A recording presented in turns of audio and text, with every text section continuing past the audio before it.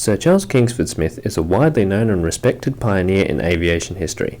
A war veteran, daredevil and lifelong adventure seeker, Smithy set records and broke them, becoming a hero to many and an Australian legend.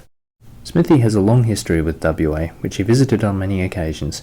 He made and broke records and experienced both highs and lows in his career. The 1920s were a time of high adventure. The first aeroplane flew in 1903, and the First World War saw them fighting not long after. Early aircraft were made of wood and fabric, and were dangerous and unreliable. Their pilots took their lives into their own hands every time they went up. When war broke out, he was among many who rushed to enlist in the Australian Imperial Force and was sent to Gallipoli. In 1917 he left the AIF to join the Royal Flying Corps. Later he was shot down and badly wounded.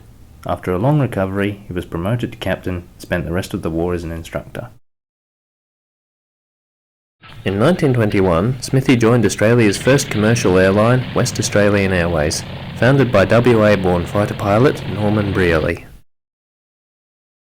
Smithy's long-term dream was to cross the Pacific between the US and Australia.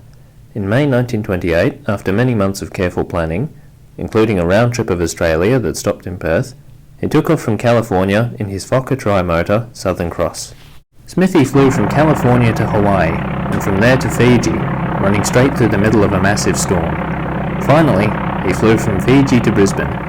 Having braved mechanical failure, exhaustion and vicious weather, and having covered 11,500 kilometres in some 84 hours, Smithy arrived to a hero's welcome on the 9th of June.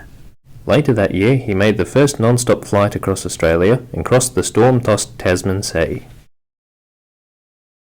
In April 1929, Smithy was flying to England across WA. He became lost and landed near the Glenelg River in the Kimberley. An extensive search operation was organised.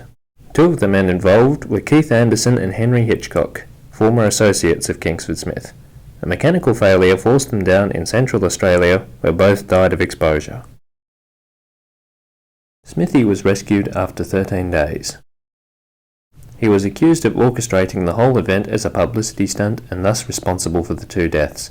A court hearing cleared him of responsibility, but his reputation never fully recovered. During the 1930s, Smithy repeatedly broke the record for the England-Australia flight, travelling to and from Wyndham in northern WA. Eventually, he set the record at a mere 10 days. In addition, he was knighted by the Governor-General, Sir Isaac Isaacs, and given an honorary promotion by the Air Force.